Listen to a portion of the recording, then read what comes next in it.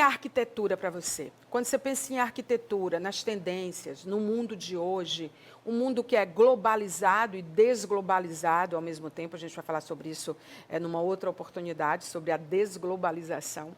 Mas hoje a gente vai falar sobre os modos de viver, as necessidades das cidades, as tendências na arquitetura que trazem aquilo que é mais importante para a gente, que é humanizar os processos. Quando a gente pensa em morar, em trabalhar, em viver, a gente pensa em casas, em empresas, a gente pensa em cidades, a gente pensa naqueles que não têm casa.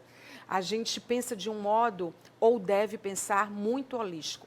A arquitetura, ela é uma arte, uma forma de ver e apresentar o mundo, mas principalmente de abrigar pessoas, estejam elas nas cidades, nas casas, nas empresas, onde quer que estejam.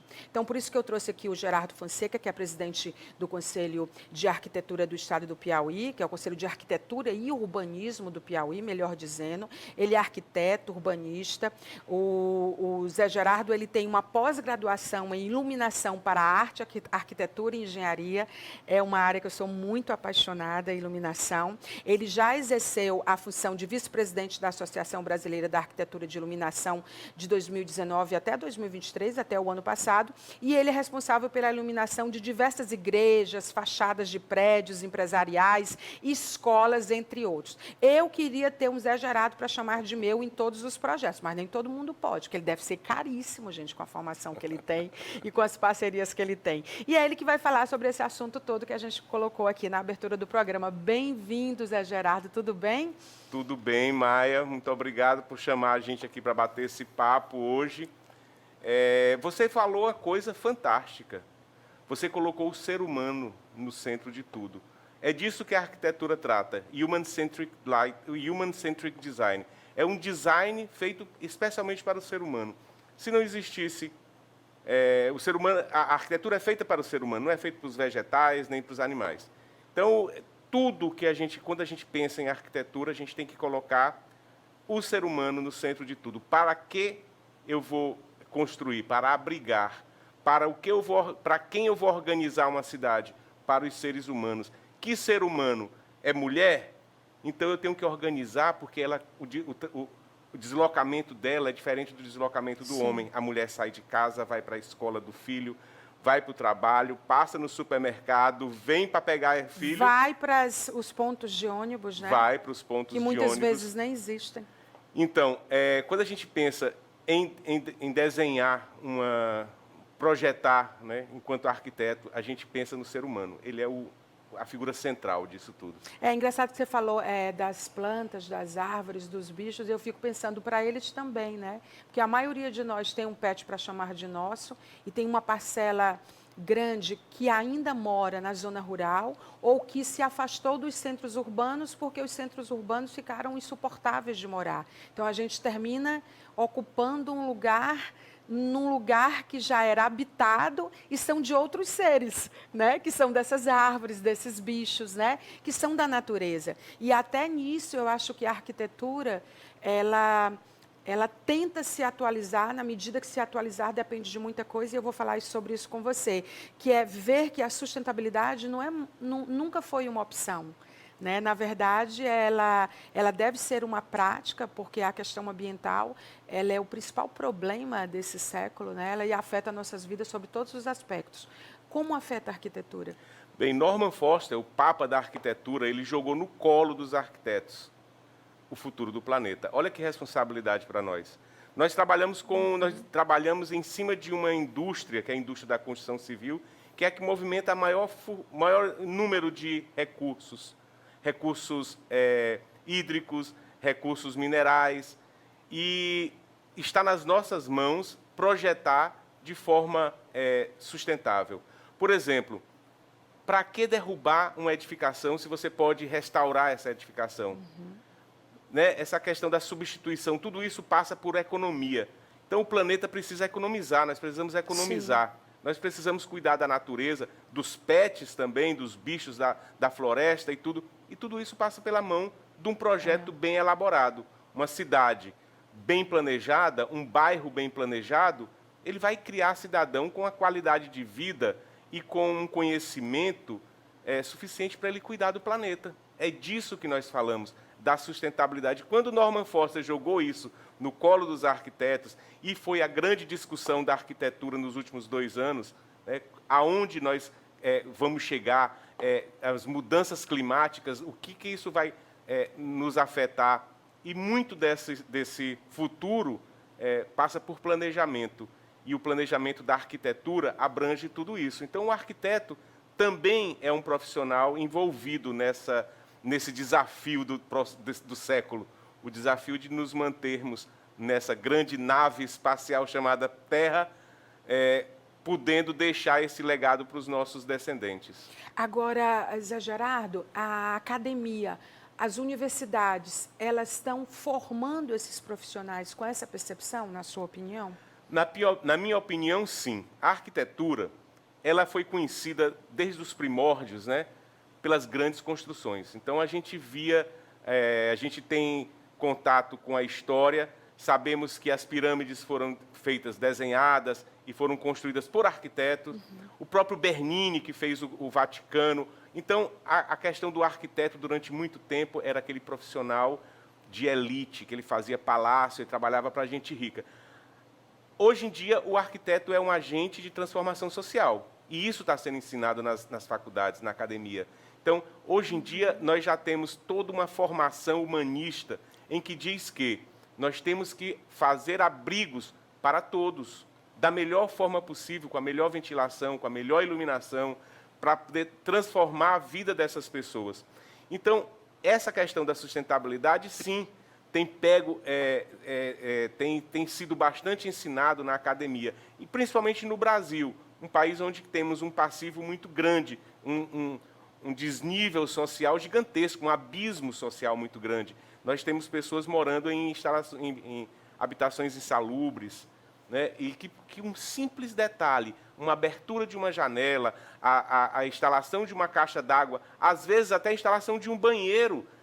O Rio Grande do Sul tem um programa chamado Nenhuma Casa Sem Banheiro, porque a gente ainda se depara com habitações em que não tem um banheiro sequer para a população, para os residentes usufruírem.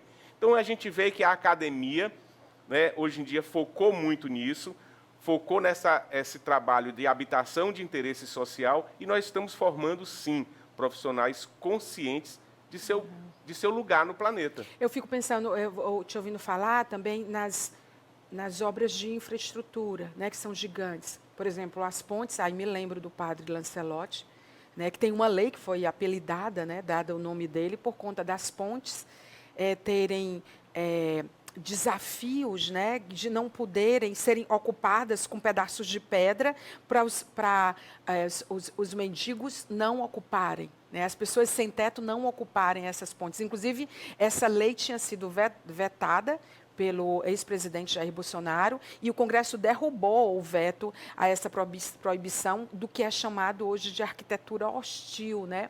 Quando que a gente pensava que teria arquitetura que combate a solidão, a arquitetura hostil, por exemplo, a que combate a solidão, é muito interessante porque ela pode se apropriar, devidamente ou indevidamente, desse design urbano, dele ser mais inclusivo, como você está falando, né? Que não deixa de ser um desafio. Já já eu vou chegar no conselho, porque você pode dizer, eu não vim aqui para falar sobre isso. Vim como falar assim? Sobre várias coisas, inclusive sobre isso. Quando a entrevista não falando nisso, você vai falar sobre todas as coisas. Estamos abertos. E aí eu fico pensando nessa arquitetura hostil, que recebeu essa lei, essa proposta de lei do padre Júlio Lancelotti. Fico pensando nessa arquitetura de solidão, que combate a solidão, e fico pensando nessas demandas todas, porque a gente cita o meio ambiente, que é o desafio desse século, mas a nossa mente também é o desafio desse século, a julgar por saúde mental e por outras coisas. Então, essa arquitetura que abraça nas casas, abraça naqueles que não têm casas. Que desafio de vocês, que importância tem a arquitetura hoje? A nossa ex-presidente do Conselho de Arquitetura e Urbanismo do Brasil, a arquiteta Nádia Sommek, ela fez um manifesto exatamente contra esse nome, arquitetura hostil. Sim. Porque a arquitetura nunca é hostil. A arquitetura é para abrigar. Sim. Então, ela é um design que é feito para que não seja ocupada uma certa área. Isso jamais pode ser chamado de arquitetura hostil. E eu parabenizo ela. Porque os viadutos em São Paulo começaram a ser Existem instalados com chão debaixo dos viadutos, das pontes, Isso não é para arquitetura. impedir que as pessoas... Né? A arquitetura seria transformar esse viaduto realmente num abrigo.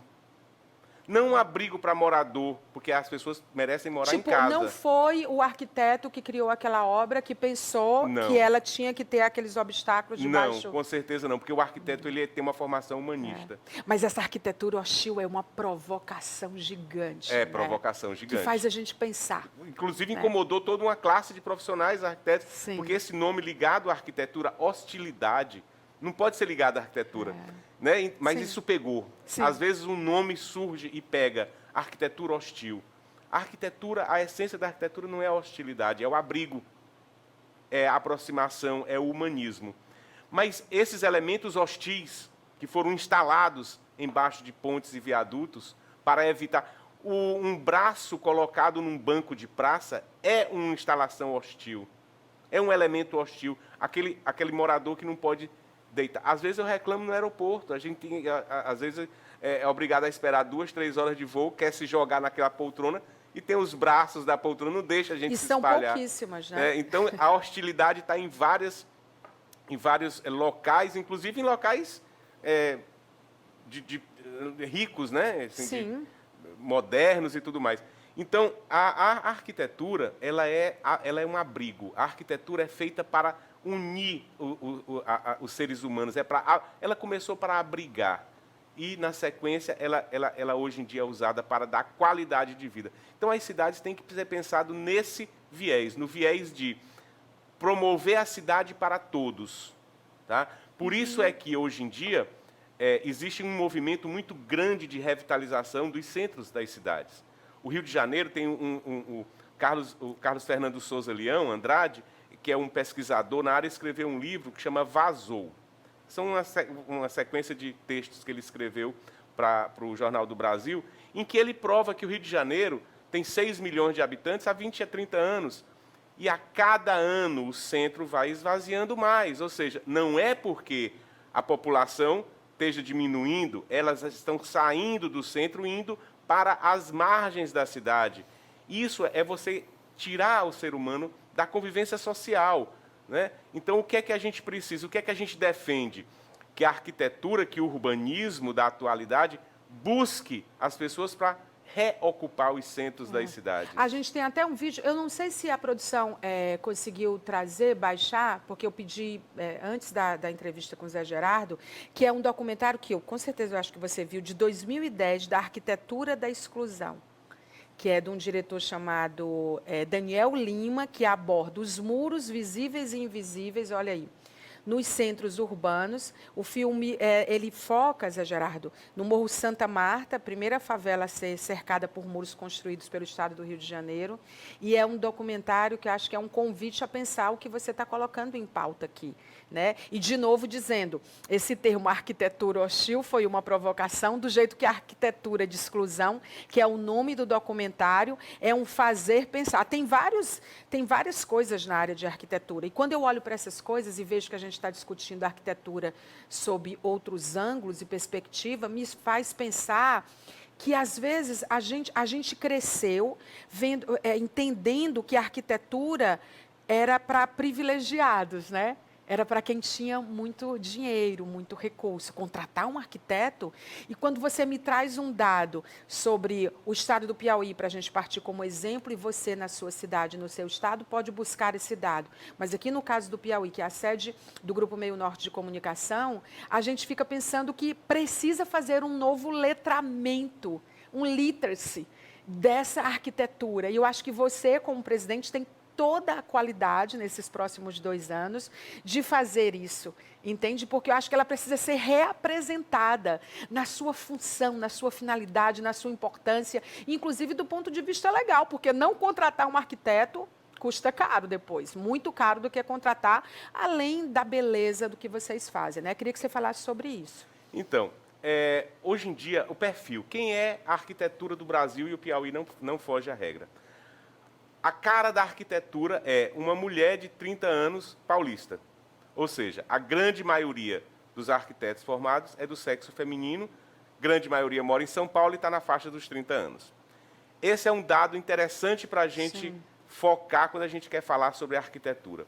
A arquitetura do Piauí não foge à regra. Nós temos um número maior de mulheres na arquitetura, formadas em arquitetura. Nós temos também um número de arquitetos no nosso estado que está beirando 2.000 arquitetos. Nós tínhamos aí 4, 5% desses arquitetos no interior do estado.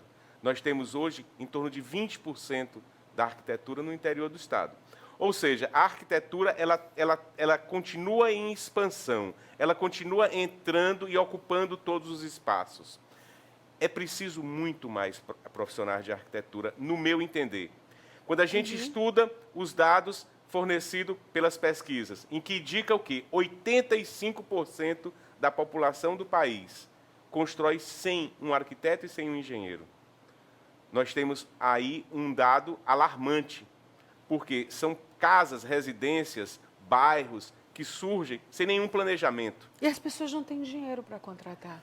Existem todas as faixas de profissionais que possam ser contratados. Eu estou falando isso até para dar oportunidade de você esclarecer sobre isso, porque é uma questão financeira também. Para quem tem dinheiro e constrói sem o profissional de arquitetura, que não contrata seu engenheiro para edificar, essas pessoas elas têm um gasto acima do seu orçamento, em torno de 30%.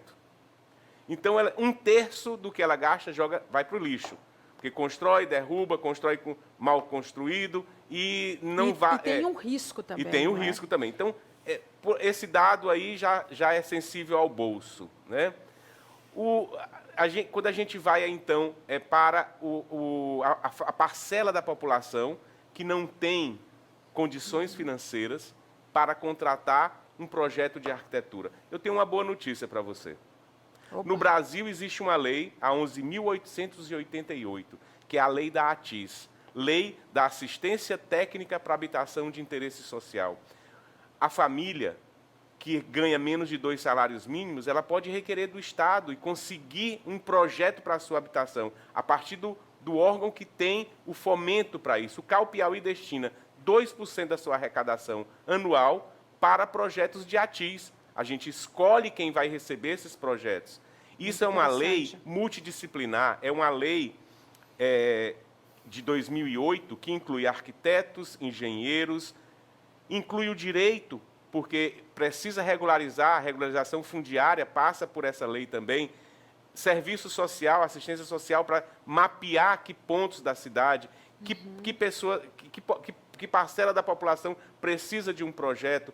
Então, através desse fomento em que a população precisa ter conhecimento dessa lei, exigir que os poderes consigam fazer isso através do poder público, municipal, estadual e até mesmo federal, que faça valer essa lei, que faça valer você ter a necessidade, você ter a oportunidade de dispor de um profissional que vai estudar a sua casa, do jeito que ela está, ele vai fazer uma reforma, ele vai propor uma reforma.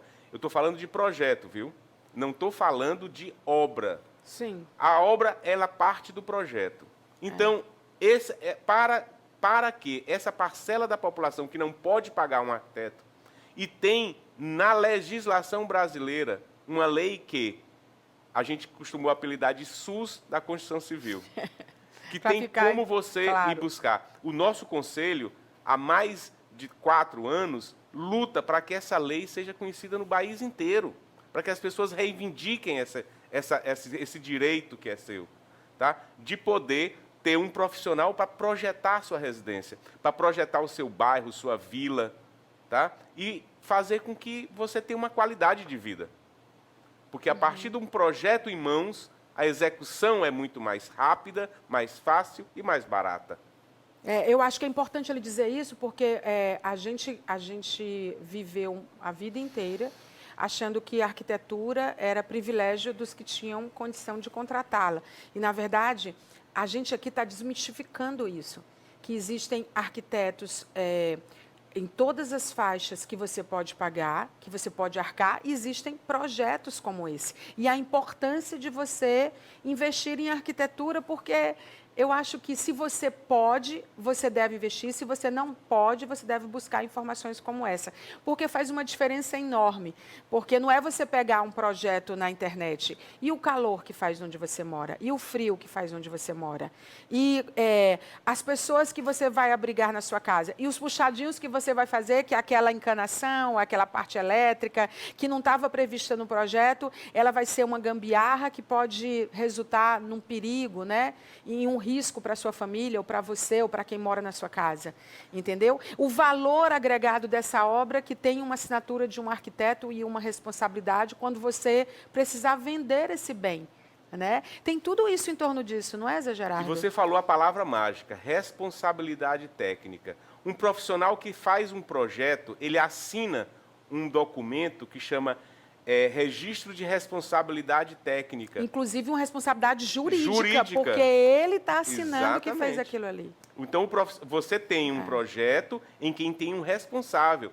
Se aquilo ali não sair, não sair como você contratou, você tem como ir atrás e buscar os seus direitos. Agora, a gente falou muito sobre o cidadão comum, né, em busca da arquitetura. E eu queria frisar que a administração pública não procura os arquitetos. As cidades precisam ser pensadas. As cidades precisam ter um debate entre a arquitetura, o urbanista e o gestor, o prefeito, o deputado. Eles precisam... O plano diretor precisa de um design para ele ser executado e acolher as pessoas, né? Por exemplo, vocês estão fazendo um projeto, eu tenho aqui, sobre a proteção da Praça da Costa e Silva. Né? Então, o Conselho está encampando isso? Tá. Na verdade, nós temos... quando uma peça arquitetônica, uma obra, ela é construída e ela tem um reconhecimento internacional, como são as obras de Burle Marx. Sim. E nós temos o privilégio de ter aqui duas... A gente tem mais do que duas. A gente tem mais do que duas. Mas eu cito duas obras de Burle Marx. Públicas, né? Públicas, que são exemplo e são mostradas no mundo inteiro. Nós temos os Jardins do Palácio do Karnak e nós temos a Praça da Costa e Silva, que além do paisagismo de Burle Marx, tem o desenho de Borsoi. Tem uma outra obra aqui, que é o Tribunal de Justiça. Tribunal de Justiça. Assembleia Legislativa. Também de Borsoi. Olha só a assinatura dessas pessoas. Que patrimônio, né? Precisa ser cuidado, exatamente. Preservado. São arquitetos que são reverenciados no mundo inteiro. Sim. Então, nós temos aqui uma obra de Burle Marx que está no registro do escritório de Burle Marx. Ela é exibida no mundo inteiro através de fotografias, fora que ela é representativa. O desenho da praça, ela é um desenho com águas para mostrar a nossa a nossa inspiração maior, que é o Rio Parnaíba. Nós somos uma cidade em parte mesopotâmica, né? Exatamente. Entre rios, né? E nós temos todas as poesias da Costa e Silva expostas ali para o conhecimento da população. Vocês vão comprar essa briga? O que está acontecendo é que a praça está descaracterizada, está sendo descaracterizada. Né? E nós temos leis que protegem as praças de Teresina. Então, nós precisamos, sim, ampliar o debate.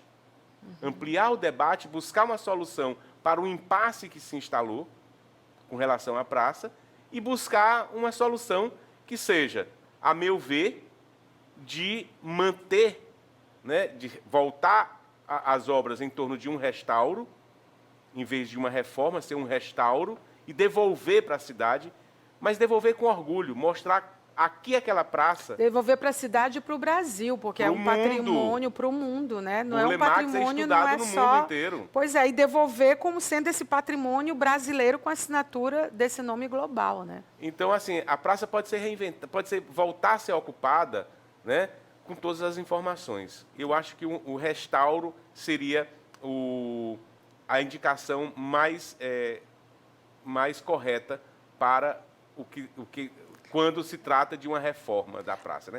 Restaurar. Acabei de ganhar mais uma causa para chamar de minha. Você sabe que eu sou defensora de causas, né? que a gente tem que adotar um. Essa aí da praça, conte com a gente aqui, viu? Zé Gerardo, muito obrigada por ter trazido informações importantes. Eu insisto em que a arquitetura precisa ser reapresentada, em que as causas que vocês estão abraçando precisam ser apresentadas, né? E eu acho que você tem grande chance pela tua formação, que é muito humana, pelo teu olhar, pela tua conexão global, de fazer isso. Acho que a gente está diante aí de um presidente. E aí, quando eu vi que você assumiu, eu falei, eu nunca trago presidente de conselhos, essas coisas, porque, assim, às vezes tem muito corporativismo, né? Mas eu acho que você, sendo quem é, eu acho que você consegue falar com todos. Não é só sobre o clubinho, um clubinho fechado, né, como algumas dessas organizações são, né, e que não devem ser. Então, eu acho que você está diante de uma ótima oportunidade de fazer coisas muito bonitas e deixar um legado aí. Parabéns. Muito obrigado, Maia. Assim, o que a gente tenta é isso, é trazer essa visão holística, né, que é a essência da arquitetura. Nós não trabalhamos só, nós trabalhamos com diversas disciplinas. Nós vamos desde a medicina, passando por todo. É muita coisa, é muita responsabilidade. Tudo. Então, fica aqui o meu agradecimento em nome de todos os arquitetos do Piauí, de poder trazer esse tema aqui para discutir, para entrar no leque de discussão do Falando Nisso, e estamos à disposição. Muito obrigada. Queria aproveitar para dizer, olha, a arquitetura, ela deixa a vida mais fácil, ela deixa a vida mais leve, pode deixar mais acessível, pode deixar mais humana, pode deixar mais bonita. Então, assim, eu acho que está na hora da gente repensar alguns conceitos e a construção de estigmas em relação a áreas que nasceram como privilégio e que hoje podem, devem e precisam ser de acesso a todos. Por isso que eu acho que tem todos os tipos de arquitetos, todos talentosos, todos com condição de atender todas as camadas, né? Eu acho que é importante, se você vai construir e se você tem uma condição mínima, fazer esse planejamento com arquitetura. E se você não tem, se você dizer, Maia, eu moro na rua, cara. Na hora também da gente se posicionar em relação a isso, e você precisa ter esse lugar de voz, né? E a gente está aqui para dar voz a isso também, porque o Bauman disse que os refugiados são os contemporâneos, não só os que fogem de guerras, mas os desprovidos de afeto, de teto, de casa, de carinho, de atenção, e eu acho que a arquitetura tem tudo para abraçar esses refugiados contemporâneos no conceito novo, atualizado, do século XXI, que a gente está na terceira década, sobre o que é, de fato, ser arquitetura. Obrigada pela entrevista, Zé Gerardo. Eu vou para o intervalo comercial e eu já volto com... Não vou nem dizer porque a gente está muito atrasado. Fica aí que vai ser bom, tá? Até já.